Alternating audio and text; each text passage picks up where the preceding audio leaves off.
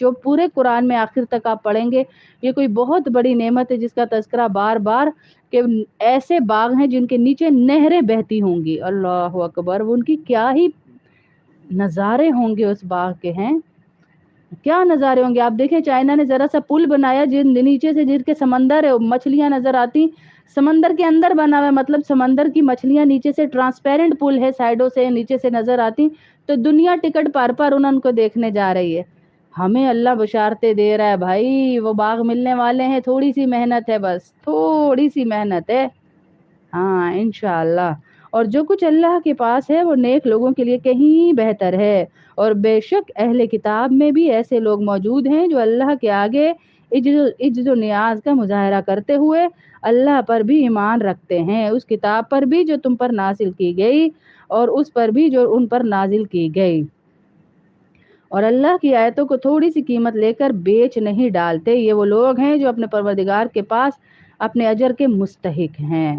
بے شک اللہ حساب جلد چکانے والا ہے۔ اے ایمان والوں، صبر اختیار کرو، مقابلے کے وقت ثابت قدمی دکھاؤ اور سرحدوں کی حفاظت کے لیے جمے رہو اور اللہ سے ڈرتے رہو تاکہ تمہیں فلاح نصیب ہو۔ یہ سب کچھ کس لیے ہے؟ یہ اس لیے ہے کہ ہم اللہ کو لے کر چلیں ہیں، ہم اللہ کو لے کر چلیں، یہ اس لیے ہے سب کچھ۔ سورۃ النساء شروع کرنے لگے ہیں انشاءاللہ۔ یہ سورۃ حضور صلی اللہ علیہ وسلم کے مدینہ منورہ میں ہجرت کے بعد ابتدائی سالوں میں نازل ہوئی۔ اس سورت میں ایک خاندان کا مستحکم ڈھانچہ بیان کیا گیا کہ معاشرے کی بنیاد ایک خاندان ہوتا ہے۔ معاشرے کی بنیاد یہ سورت خاندانی معاملات کے بارے میں مفصل سورت ہے کہ یتیم بچہ ہو، بیوی ہو، اس کے حقوق اور پوری چیزیں اس میں بتائی گئی ہیں۔ نماز قصر کرنے کی سہولت عطا فرمائی گئی، وہ بھی اس میں بتایا گیا ہے۔ مدینہ منورہ میں بسنے والے یہودیوں نے حضور صلی اللہ علیہ وسلم سے معاہدہ کرنے کے باوجود مسلمانوں کے خلاف سازشیں کی، اس کا بھی بتایا گیا، یعنی بہت مفصل صورت ہے جس میں سب کچھ بتایا گیا ہے۔ بسم اللہ الرحمن الرحیم، ہے نا، ٹائم پڑھ لیتے ہیں۔ یا ایھا الناس اتقوا ربکم، کیونکہ کل چھٹی ہو گئی ہماری گلے کی وجہ سے میری، تو اس لیے میں یہ پڑھ رہی ہوں، اور نیٹ بھی نہیں تھا اس وجہ سے بھی۔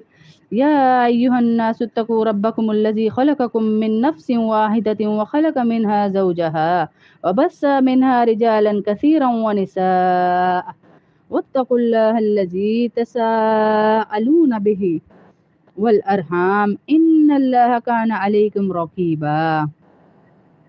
وآتوا اليتامى أموالهم ولا تتبدلوا الخبيث بالطيب ولا تأكلوا أموالهم إلى أموالكم إنه كان حوبا كبيرا وإن خفتم ألا تقسطوا في اليتامى فانكحوا ما طاب لكم من النساء مثنى وثلاث ورباع فإن خفتم ألا تعدلوا فواحدة أو ما ملكت أيمانكم ذلك أدنى ألا تعولوا وآتوا النساء صدقاتهن نهلا فإن طبن لكم عن شيء منه نفسا فكلوه هنيئا مريئا ولا تؤتوا السفهاء أموالكم التي جعل الله لكم قياما وارزقوهم فيها واكسوهم وقولوا لهم قولا معروفا۔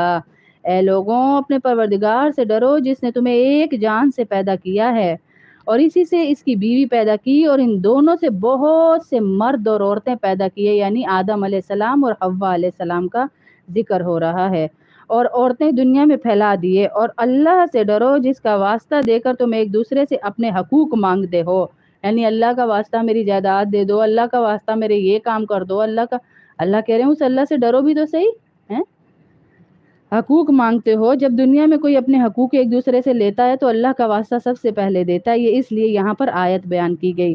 اور رشتہ داریوں کی حق تلفی سے ڈرو، رشتہ دار برے بھی ہوں۔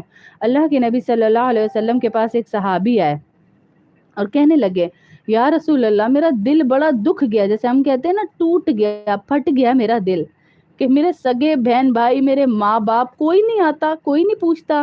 تو اللہ کے اگر یہ حدیثیں ہمارے سامنے نہ ہوتی تو ہمارے تو کلیجے پھٹ چکے ہوتے۔ اللہ کے نبی صلی اللہ علیہ وسلم کے پاس ایک صحابی آئے، آ کر کہنے لگے، اللہ کے نبی، میرے رشتہ دار میرے ساتھ اتنا برا کرتے ہیں، میں ان کے ساتھ ہر دفعہ اچھا کرتا ہوں، ہر دفعہ اچھا کرتا ہوں۔ تو اللہ کے نبی صلی اللہ علیہ وسلم نے کہا، تمہیں